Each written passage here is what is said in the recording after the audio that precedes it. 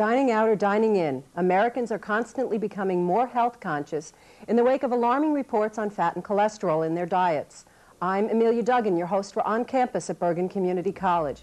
March is National Nutrition Month, so we thought we'd spend the month with our resident dietitian and nutritionist, Chef Arthur Tolvey, who is a professor in the Hotel Restaurant Management program here at the college.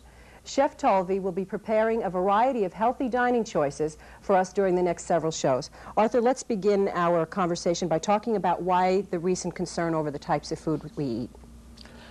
With the concern about fats, the government statistics come out, and everyone is complaining that Americans eat too much fat.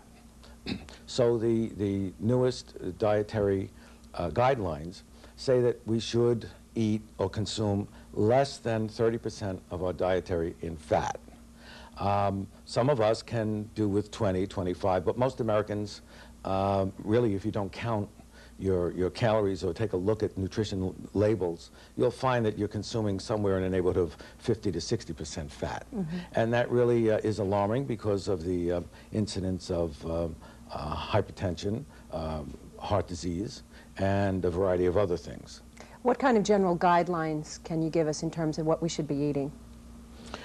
It's really not necessary to be extremely strict and to let yourself feel deficient in something, but generally, if you cut down on animal fats and maybe substitute half the amount in vegetable fats or oils, so something like canola oil or olive oil. If you get rid of the animal fats, trim off the fats and the meats and so on and so forth, you probably get down to be about 35 to 40% of the dietary. Then it's that little extra that you need to do to cut it way down. Mm-hmm. Of course, you don't have to cut it out altogether because you'll be hungry all the time if you don't have some fat in your diet. Do health organizations and dietary organizations agree on what kind of content should be in the food we eat? Yes, they do, for the most part. There are guidelines put out by American Dietetic Association, American Heart Association, and some of the other entities, and they're pretty much, there's a consensus. Mm-hmm. The National Institutes for Health always publishes certain guidelines, and you can send for different leaflets and products to tell you, and you'll see that they almost all of them say the same thing. They may say it in a different way because the audience may be a little different, but it's pretty much the same. Well, tell us a little bit about the Hotel Restaurant Management program here at Bergen Community College. The Hotel Restaurant Management program has been in existence, I guess, for about as long as the college has been in existence. And it started out in a very small scale, and it grew. I've been here 8 years. The people that were here before me started the program, started off very small, small kitchens, and it's been grown, and we've had new equipment put in, and rooms were enlarged, and the student population has enlarged. We find that if the students are interested in hotel restaurant management, a goodly number of them are interested also in the nutrition and diet part.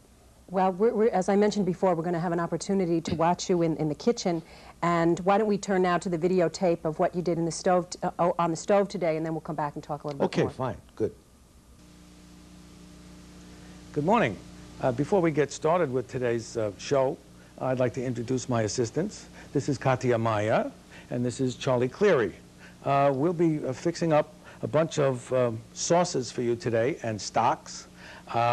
The first of which is going to be a modified basic white sauce. These will all be low cholesterol. The fat that's used will be oil rather than butter or margarine. In order to make it thicker and be able to be used by people for sauces or soups or creamed foods, we need to make it generally the same way, so that it's all, they'll all be ready for use whenever you need them. Can I have that pot over there, please? The one on the stove. That's it. Fine. All right. Now we have this pot. We heated it up a little bit. I'm going to take this out. All right. And now we're going to make this white sauce. It's very easy to do. All we need is some room here. Okay. Now we'll first put, this is canola oil in here. You can use olive oil or canola oil. We'll just pour that right in here, like that. Okay. Next, we're going to put in some flour. And what you need to do is whisk it while you're putting it in. What I'm going to do is show you this way. Okay.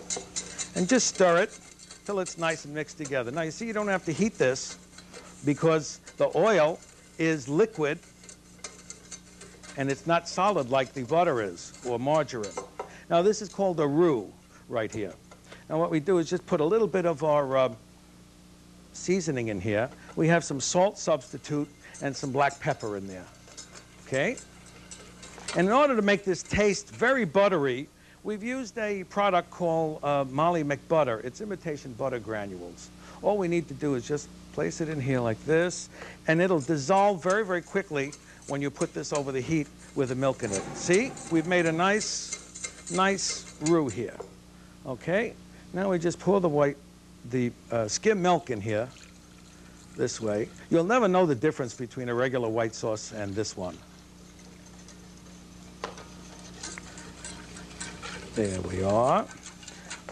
Now, we just have to put this on the range. There it is. It's all mixed up. You see, there are no lumps. It's all dissolved perfectly. There you go, Katya. Okay, put it right on the range. Thank you. All right. Next, we're going to show you, evidently we're not going to wait for that to heat up. Let me show you some of the things you can make out of this with some of the white sauce we've made already. We have this made already. This is a thin white sauce. Now, you can make it thin, medium, and thick. The one that we've made, and it's on the stove now, is medium. This is the thin white sauce. You see how it's a little more runny than the others. Okay? Now, to make it very, very quick and very easy, we just put a little bit of seasoning in here. I have celery seed and a little bit of onion powder. So we can top that right in there.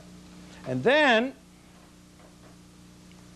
now don't laugh, these are pureed green beans. When you don't want to use the blender or food processor, all you need to do is open up a jar of these and place it right in here. Okay, there we go. Thank you, Charlie. There. You can see that? Now, some people don't like to see the little seeds in there. You can use celery salt, or you can get powdered celery too, or you can put celery flakes in there. And notice it has that nice light green color. When you heat this up, delicious. Be able to taste it by smelling it. There we go. Thanks, Katya. The next thing, we can do cream foods the same way. All we need to do is take either spinach or meat, or we have a basic cheese sauce here that we can make with the same white sauce. So I have some of the white sauce here. Now, all you need to do is place all of this together and heat it up. Now, it does matter a little bit what you do first here. So first we're going to put this little bit of onion powder in here. And then we have some prepared mustard, okay? And that goes in, just mix it up nicely. There we go. Then, here's some shredded imitation cheese. It's called imitation, but they use the whey from the milk water, and then they cook it down and strain it and do various other things to it. So it looks and tastes like cheese, but it has no fat, or you can get moderately low fat in this too. And all that needs to be done is placed on the range too, and it's ready. You can serve that over a variety of foods. I like mine particularly over broccoli. See what we did here? we've taken, this is a steamer that goes in one of the pots. See, it has the holes in the bottom. You take the stems of the broccoli and cut them up like this, put them on the bottom, but don't cover up all the holes. Then all you need to do is place the broccoli spears in this way, all around the edge to start with. Try to keep the stems down because the stems are thicker and the stems will take longer to cook. The flour part will steam nicely at the top of the pot. Okay? Here we go. There we are. And then just put it in the steamer and it'll be done. We don't even need that. There we go. Okay. The next thing we're going to show you is one of the more of the difficult foods to do. The hollandaise sauce, if you do it correctly, it involves taking egg yolk and some sort of an acid like vinegar or lemon juice and whipping it up with some seasonings until it's nice and thick and fluffy. And then you have to drop the oil in, drop by drop by drop. And sometimes you put a whole cup or a quart in, depending on how much you're making. This is an imitation hollandaise. I call it a mock hollandaise. And it's done the same way with this basic white sauce. And really, the flavor is very, very nice here because you did use the butter flavor granules. Here what we're going to do is place in some of these seasonings. This is nutmeg. Okay. All right. This is onion powder. Okay. This is yogurt. Now that's going to give it the little bite that you would get from the sour cream. The white sauce itself is smooth because you've used flour in it. And the yogurt is going to add just the right touch. Only one thing. You need to have a tiny bit more lemon juice because the yogurt is not as sharp as the sour cream is. So there we are. Mix it together like this. And you're wondering why it doesn't curdle. If you heat this up too much, it will curdle. So don't heat it up too much. Heat it up to about 150 degrees, 155 degrees. That's enough. Don't bring it to a boil, otherwise it's going to separate. The flour in the white sauce will stop it from separating. If you really want to have a nice yellow color to it, put a couple of drops of yellow food coloring into it, vegetable food coloring, if you need the aesthetics of that. Okay? Here we are. Put it in the sink. That's fine. Here's what our medium white sauce looks like when it's finished. Katya just took it off the range there. Okay. There it is. Can you smell that? Oh. Yes. There it is. Okay. Very smooth, very nice. Thank you, Katya. Okay. Now, we make a white sauce with milk. You saw us use oil and flour to make a roux. We mix it together. We cook it on the stove. That's fine. That's a white sauce. But you can make other kinds of white sauces too. You don't need to use milk. Okay? You can use a white stock. Now there are 3 basic kinds of white stocks. The first kind of white stock uses chicken, and the second one uses veal, and the third one uses fish. Now, the first one I'm going to do is uses the fish. So, these are the ingredients to go in, and I'm going to place it aside. I'm going to show you the fish right here. Okay, these are 2 red snappers. Okay, we have them filleted. We cut the fillets off either side, and you leave the one skin side on because this tends to fall apart. So what you have to do is poach these fillets, and then you can pour one of the sauces on top of it when you use it. Now, we'll poach it generally with the skin side down. Okay? Now, we're going to take one of these pots right here, and this has water in it. Okay? Now, some people get very squeamish if we leave the heads on here. So we can take the heads off, okay? Put them in here. We'll place this in here. We'll take this, take the head off of this one. Okay. There we go. Place that in there. We'll put the head here. Generally, though, the heads would go right in the stock. Okay? Now, Kati is going to take these and poach them on the range. We have a skillet that's has about an inch and a half of water or fish stock in it. So you can use this fish stock to poach the fish in it. And then just lay these in there gently and bring it up to the boil, lower the temperature down, and simmer it for about 4 minutes or so, no longer. And then take them out, place them on the plates, and you're in business. Okay, now we have our fish bones in here. We're now going to add the rest of this. Okay, this is pickling spice. All right. Place that right in there. Okay, we don't need it. All right. This is a sprig of parsley. You can use the flat leaf parsley if you have it. It does give a stronger flavor. Okay. These are parsnips which have been diced. Now, the smaller you dice these, the better it is. And here we have our onions. Okay. And celery. I have avoided putting salt into most of these because if you're going to use it to make a sauce and you don't want the salt in it, if you use the stock to make the sauce and it has a salt in, then it's going to make the food salty.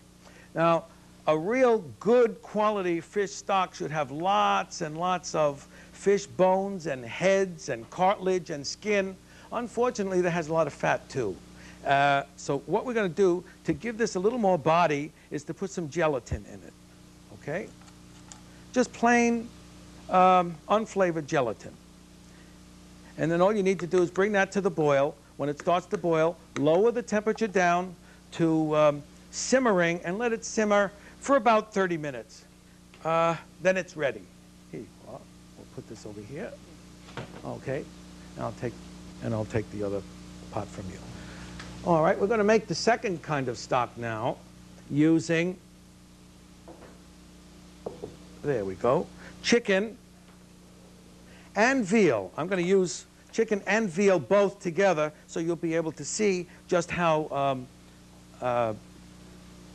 different it is. The chicken usually takes less time than the veal, so what you need to do is put the veal in first, let it cook a while, and then put the chicken in for the last hour.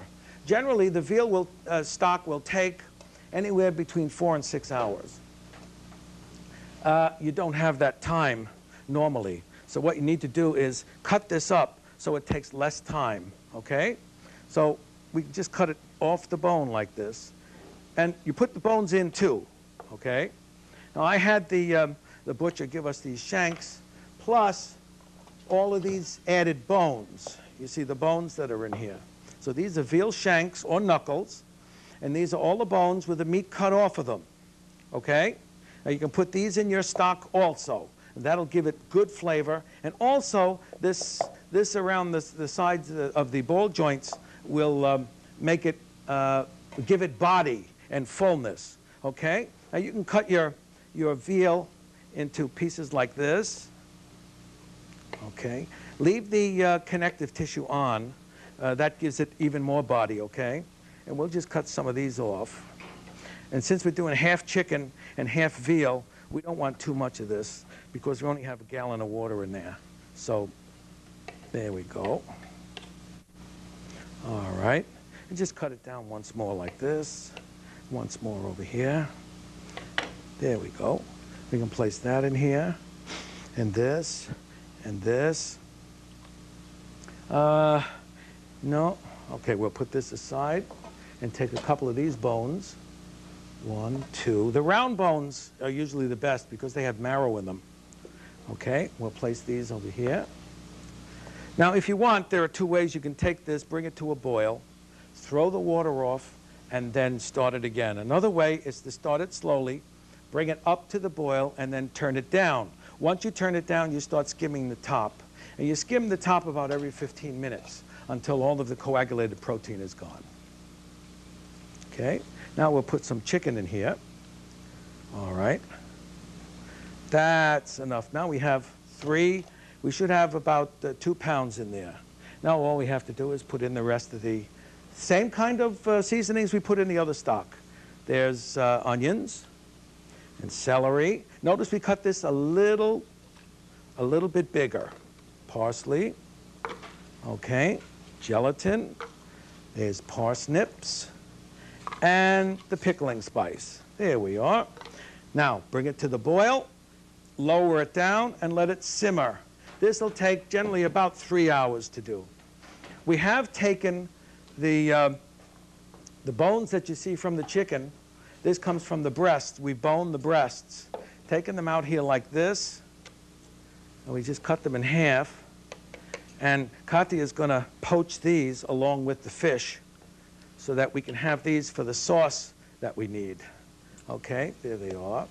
Some of this you can clean up a bit. Take this off. Okay, and this one too. There we are. Thank you. All right. This is the makings of another white sauce called veloute. The first thing you do is make a nice white stock, and there it is. I've left it cold so you'll be able to see. I don't know if you can see that it is not quite, it's gelled, but not quite. That's the way it should be to start with. Then all you need to do is the same thing we did before, is take this oil, place it in the pot. There we go. And then the flour. We have our seasonings we're going to put in, salt and pepper. And there we go. Okay, that butter granules. We can stir it with a spoon this time. Once it's stirred and mixed, then you can just pour the stock in there and heat it up, and it will make a wonderful veloute. Okay, here we are. That's it. Okay. After you finish these, we want to show you what this looks like. So we have a sauce here made from chicken, this one, and that's it, the douglaret, okay? This is a sauce for fish. This is called the sauce douglaret, okay? Notice it has mushrooms and tomatoes in it. This one is made out of chicken. It has mushrooms in it. In place of the cream, we've used some interesting things. You can see, you can send for the recipes for these. We'll be happy to give them to you. And there is another type of white sauce. This is for your hollandaise. So there we are. There we have it. Sauce douglaret. This is a mock hollandaise. This is a sauce supreme. We can make the same type of sauce with the fish stock. Okay, let's see. Here are the ingredients for the sauce douglaret.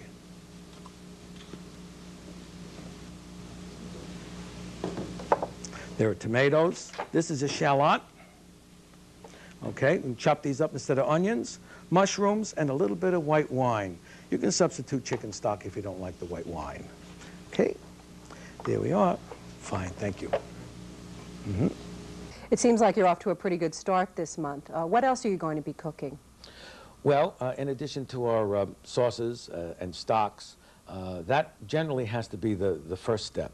Learn how to make a proper sauce, proper stock, then you can make a proper sauce, and then you can do the follow-up sauces. And all of the sauces we did, as you saw, they were very low in fat, or the fat was non-existent in them. And if they did have fat, we used the canola oil or olive oil. We will be doing some main dishes also later on. We have a wonderful vegetarian stuffed cabbage, and we had some an eggplant rollatini. We had a lasagna that didn't have any lasagna noodles in it at all. And some of the sauces were just as good, or I think better, than you'd find in some of the better restaurants around. What's the single most important thing our viewers can do today to get their eating habits on the right track? Number one, read the labels on the foods that you buy. Become aware of what's in the food, and especially the prepackaged food and pre-prepared. They usually contain high quantities of fat. If you prepare it yourself or buy something that's partially pre-prepared, you'll see that you'll get some good benefit from it. You can cut the fat down, way down, and not even feel it. You won't sacrifice any flavor or textures or whatever else you want. Throughout the years that we've been doing on campus, you've been a frequent guest of ours, and your recipes have been in very high demand after we do some of our programs. Do these recipes that you're going to be exploring with us through the month, are they compatible with some of the other recipes you've been sharing with us over the years? Oh yes, oh yes. Some of the other segments we did through the years, we had generally lower cholesterol foods, lower fat, lower salt, and these are particular because we never went and explored the haute cuisine, the real upper class of the cuisines. People think that the food should be, drab and lifeless, and that's not so. That was the purpose of doing these segments. And do you think it's important for our students, as they enter the field, to know how to prepare these kinds of dishes? Oh, positively, because it's being asked for in every restaurant. The chefs have to be aware of what's going on. And if the students go out and our managers, they have to be aware of what to tell the chefs to prepare and to cook and how to do it. Well, we're just about out of time. I'd like to thank you once again for being our guest. Thanks to Chef Tolby for joining us today to kick off what promises to be a tasty and healthy month for our viewers. At the end of this 4-part series, we'll be giving you a phone number to call to receive all of the recipes being presented here. I'm Amelia Duggan. Thank you for joining us on campus.